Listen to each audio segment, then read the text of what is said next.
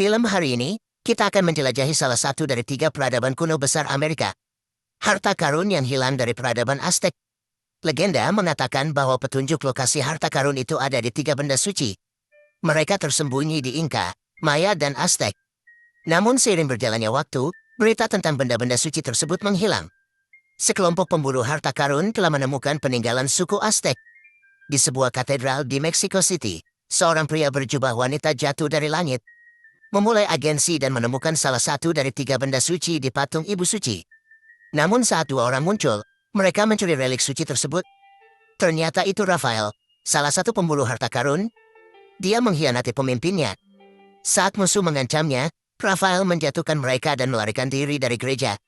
Dia bergegas pulang dan menyuruh istrinya untuk membawa orang suci itu dan melarikan diri. Berikan juga fotonya dan katakan pria yang disebutkan di atas akan melindungi mereka. Saat itu, rombongan pencari relik juga datang ke rumahnya. Rafael telah meletakkan kalungnya di popok putrinya. Dia menyuruh istrinya untuk melarikan diri dan dia menahan mereka. Rafael dipukuli hingga pingsan. Ruangan itu juga dilalap api. Istrinya mengemudi sambil menangis dan menyuruh putrinya untuk tidak menjadi seperti ayahnya.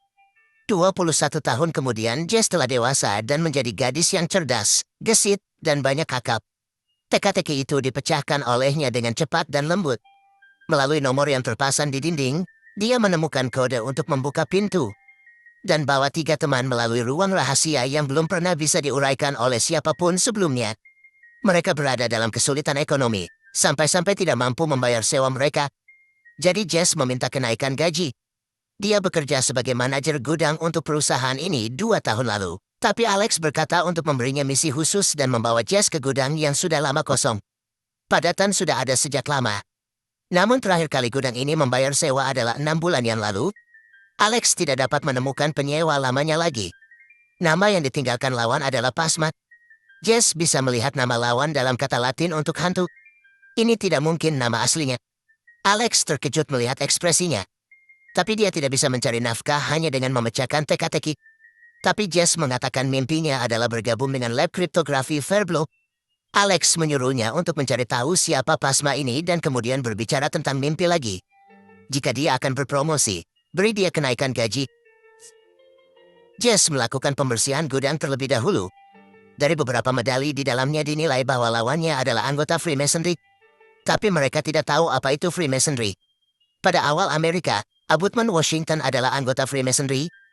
Dia membawa serta 63 jenderal yang memimpin 13 negara merdeka, termasuk 31 jenderal yang menjadi anggota Freemasonry. Di Amerika Serikat, setidaknya 15 orang juga menjadi anggota Freemasonry. Bagian belakang uang dolar AS menampilkan piramida dengan mata, salah satu simbol Freemasonry. Jess dari gudang menemukan bendera nasional dan palu besi. Bendera ini merupakan bendera berkabung bagi para prajurit yang telah meninggal dunia. Jadi dia online untuk mencari informasi tentang guild dan tentara yang tewas. Dia menemukan seorang tentara bernama Saduski. Ayah dan putranya beruntung masih hidup. Dan latar belakang ayahnya tidak sepele. Mantan agen organisasi Verblo dan instruktur Freemasonry. Tampaknya itu adalah orang yang dicari oleh pemilik gudang. Keesokan harinya, Jess pergi ke rumah pihak lain. Seorang pelayan berkata bahwa tidak ada yang datang mencari Tuan Saduski. Apalagi lelaki tua itu mengalami kesulitan dalam persepsi. Dia sering paranoid dan skeptis terhadap segalanya. Asumsikan bahwa setiap orang adalah musuh. Jess menyerahkan bendera berkabung kepada Saduski, yang mengatakan bahwa sewa gudang telah jatuh tempo. Namun saat hendak pergi, Saduski memanggilnya kembali. Tanyakan padanya bagaimana dia menemukannya. Jess bilang dia suka memecahkan teka-teki. Bermimpi bergabung dengan lab kriptografi Verblo. Tetapi karena dia tidak memiliki kewarganegaraan Amerika, Saduski pun mengetahui kondisi ini. Sekarang Saduski melihat kalung Jess dan menanyakan asalnya. Jess berkata ayahnya memberikannya ketika dia masih kecil. Dalam ingatan ibunya, ayahnya adalah seorang pencuri. Katakan padanya untuk menyimpan kalung itu dan tidak menjadi penjahat. Saduski bilang dia kenal ayahnya. Rafael bukan seperti yang dikatakan ibu Jess. Dia bertanya seberapa besar pemahamannya tentang harta karun itu. Tapi Jess pura-pura tidak tahu apa-apa. Saduski mengatakan kalung ini bukanlah kalung biasa. Itu adalah kalung penjaga rahasia harta karun berabad-abad yang lalu. Kemudian dia menyebutkan kerajaan Aztec kuno dan peradaban Inca yang terkenal, Maya hanyalah cabangnya. Jika Rafael adalah penjaga harta karun, maka Jess yang mendapatkan kalungnya juga akan menjadi penjaga harta karun tersebut. Saduski mengeluarkan surat yang mengatakan dia ingin membatalkan. Karena jika jatuh ke tangan yang salah, konsekuensinya tidak terhitung. Tapi di atasnya tertulis Slade, cucu Saduski. Tapi Saduski tetap membawa surat itu ke Jess. Katanya ada petunjuk penting tentang harta karun di dalamnya. Pelayan itu masuk, dan Saduski menyuruh Jess untuk tidak mempercayai siapapun. Jess kemudian meninggalkan rumah Saduski. Tapi dia tidak tahu bahwa bayangan dirinya memasuki rumah Pak Saduski telah dipindahkan ke jet pribadi. Ini telah menarik minat Billy, wanita misterius itu. Dia menyelidiki Jess. Keesokan harinya Jess pergi bekerja. Ketika dia memberitahu Alex tentang penyewa gudang, Alex mengatakan dia tahu Saduski meninggal tadi malam di rumah. Tapi dua detektif Forblo keluar dan ingin berbicara dengan Jess. Saat mendapat kabar di hari Jess pertama kali bertemu Saduski, mereka terkejut. Selanjutnya, karena kecurigaan bahwa Saduski memegang rahasia ilegal negara, organisasi Forblo selalu mengawasinya. Mereka mengetahui bahwa Jess ingin bergabung dengan organisasi Forblo. Mereka mengatakan kepadanya bahwa hanya menceritakan semua yang dia tahu akan membantunya. Tapi Jess bilang dia tidak tahu. Tidak lama kemudian mereka melaporkan apa yang terjadi pada Billy.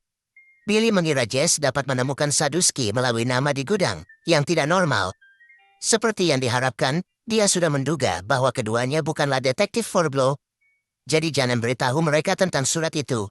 Jess menemukan Slade, cucu Saduski. Dia ingin mengembalikannya kepada pemiliknya. Tapi pihak lain tidak mau berurusan dengan Saduski. Jadi dia menyuruh Jess untuk membakar surat itu. Saat Jess membuang foto di surat dan palu ke tempat sampah, dia menemukan hubungan antara keduanya. Dia pergi ke aula masonik di foto untuk membuktikan pendapatnya. Tapi mereka menemukan pelacakan dua detektif palsu dari organisasi Forblo. Jess menggunakan pintu belakang dapur restoran untuk menghindari pengawasan. Jangkau aula masonik di foto.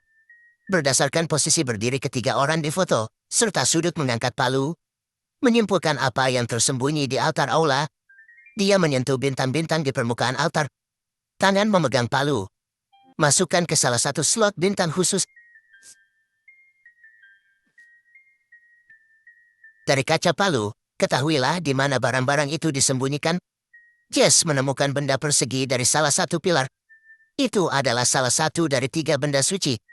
Pola pada relik itu mirip dengan kalung yang ditinggalkan ayahnya untuknya.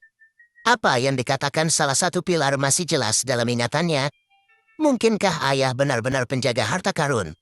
Tetapi ketika dia sampai di rumah, dia menerima telepon dari Billy. Lawannya mengatakan bahwa dia sudah lama mencari peninggalan obsidian. Petunjuk yang ditinggalkan Saduski akan membantu Jess menemukannya. Billy memintanya untuk menawarkan harga. Jess mengatakan ini adalah produk yang tidak dapat dijual. Billy tidak menyebutkannya lagi. Teman baiknya Oren ada di tangannya. Saya ingin tahu apakah hidupnya dapat ditukar dengan relik suci itu. Film Amerika terbaru 2022 tentang perburuan harta karun keluar hari ini. Lanjutan episode sebelumnya. Oren sengaja mendengar percakapan Billy dan Jess, merasa salah dan bersiap untuk pergi. Tapi tertangkap oleh musuh. Teman baik Jess bersiap meretas untuk mengetahui lokasi Billy. Tetapi komputer saya masuk oleh pihak lain. Tapi Jess tetap menolak dan mengatur untuk bertemu dengannya di dermaga yang jauh. Dan kita akan bertemu di toko museum souvenir. Billy menyetujui permintaannya. Tapi dia tidak akan melapor ke polisi. Kalau tidak, Oren akan mati. Setelah menutup telepon, Jess pergi ke markas Forblo. Tapi menghibur mereka adalah pendatang baru di Forblo. Mendengar cerita tentang malam Arab, dia berasumsi bahwa seseorang dengan sengaja mengejek seorang pemula seperti dia. Sama sekali tidak percaya dan kata-kata itu. Jadi mereka hanya bisa mengandalkan diri mereka sendiri. Saat mereka sampai di museum, Jess sedang mempelajari kotak relikui di tangannya. Setelah menggunakan panduan untuk membuka organ pertama, dia kembali menggunakan pola untuk menceritakan kisahnya. Tan bisa membuka kotak itu.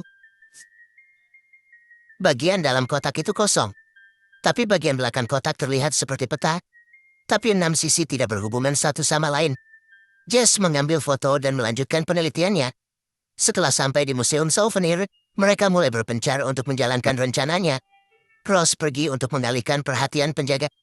Jess mengambil souvenir dan memasukkannya ke dalam kotak relik.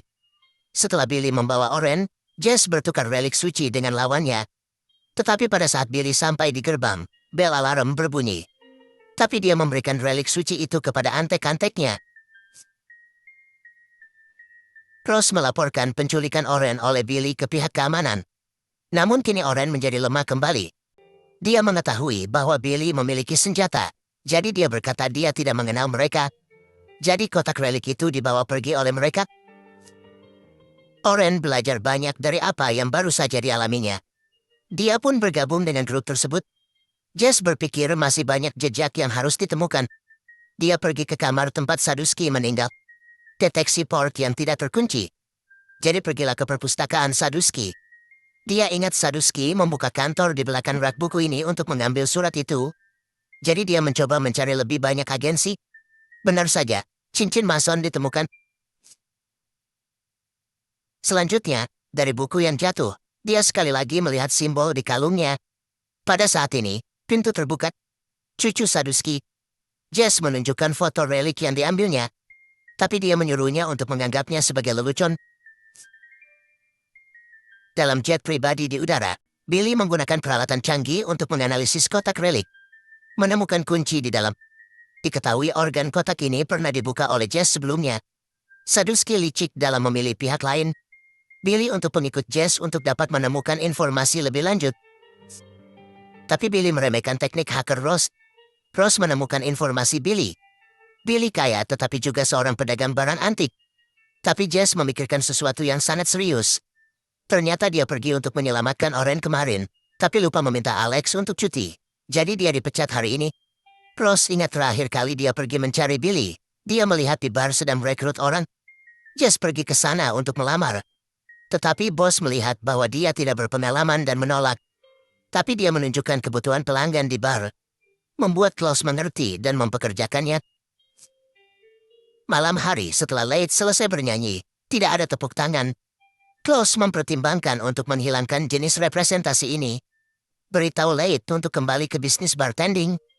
Dia melihat Jess sedang mengelap meja. Dia memiliki beberapa barang yang ingin dilihat Jess. Ayahnya meninggal karena mencari harta karun. Mungkin banyak orang berpikir itu tidak masuk akal. Tapi Jess cukup berani untuk mengejar rahasia ayahnya. Itu juga menyentuh kesukaannya untuk eksplorasi. Leigh membawa Jess kembali ke perpustakaan kakeknya. Buka agen rak buku. Dan di dalamnya banyak sekali dokumen tentang peradaban Aztec. Dia membawakan Jess sebuah manuskrip tua dan berkata bahwa disinilah semuanya dimulai. Tapi Jess tidak mengatakan sepatah kata pun. Dia tidak mengerti mengapa penulis naskah ini adalah ibunya. Mungkin ibunya juga seorang mistikus.